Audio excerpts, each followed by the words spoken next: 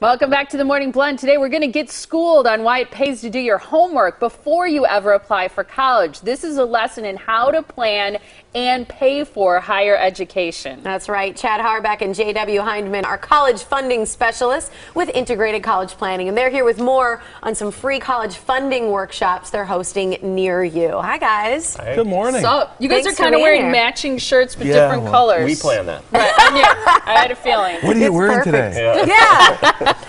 A striped shirt. But so for you guys, people who are in school right now, sophomores, juniors, what do they need to be doing? What do they need to be thinking about?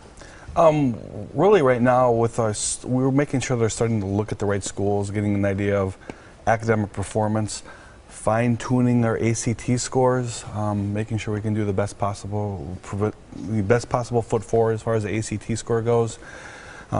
Just got off the phone yesterday with somebody who had a great student struggling with the ACT, and they're retake. I'm like, hey, it's time for you to get help for that student. Yeah, when you say fine-tuning the ACT score, what can you do to help in that department? Because a lot of people are going to say, well, my kid just didn't score well on it. ACT prep, and there's some better programs out there than others. We have a tutor that works with a lot of our clients that we can typically see a 2 to 3 point increase in their ACT score.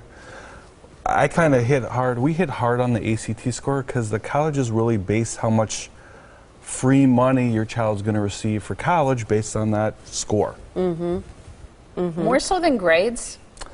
The grades, your academic performance, your volunteer work will get you in, and the ACT score will determine how much grant money you get from the college. Wow.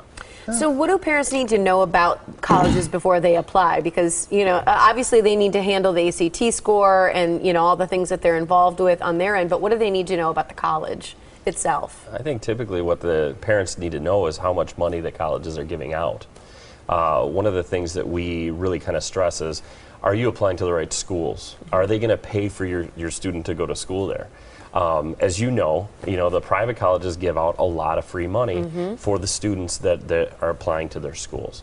So when we start talking about the right colleges, what we like to do, and another thing to your last question, which is, are you going to go on spring break to the colleges that are giving away the most free money?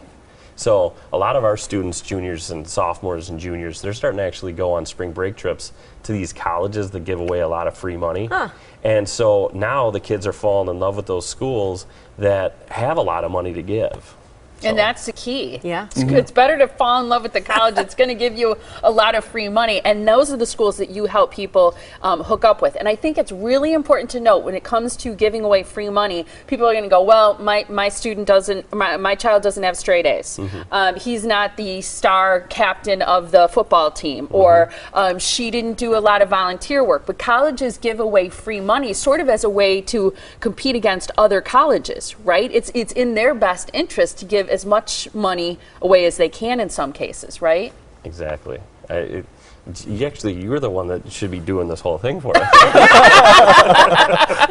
She's met with you. Yeah, exactly. Yeah, but I learned so much. I mean, and I think that's the same with your workshops. But for people who meet with you, they learn so much, not just about their financial situation paying for college, but what types of colleges their child should be considering, and how important it is to have certain scores and tests. Yeah, it's a lot of fun for the parents actually to realize that all the colleges aren't created equal, and that there are, going back to your point, that the children aren't all created equal as well. I mean, when you start talking about, my student was a 22 on the ACT, well, there's a lot of colleges that give away a ton of money for a 22 because they want those students that are in that type of a category. And if you don't get a 27 or a 32 or a 36, the highest is a 36. If you don't get that, was 36, my score. If you don't get that, they're still going to give you the money because they want that type of a student. What's a good score on the ACT? For A colleges? perfect score is 36.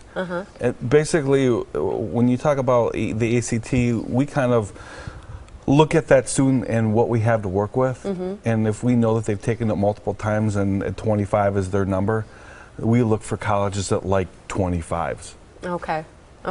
That's great. I think the best part is that you really do, you help people. You let them know what their expected family contribution is and really kind of where to look to get the most money. So here's some free workshops that you two are offering right now. They're going on from 6:30 to 7:45 on these dates and locations. March 4th, WCTC in Pewaukee and Germantown Library, and then March 6th at New Berlin Library and Lake Geneva Library. To register, you can just contact Integrated College Planning at their phone number and website on your screen. It's integratedcollegeplanning.com or 262-574-9242. And we'll put up the, there we go. Yeah, There's and Silverdale Road. You also as want well. to talk to Susie. Perfect. Talk to In your Susie. office. Yeah. Thanks, you guys. guys. Thank Great you. to see you.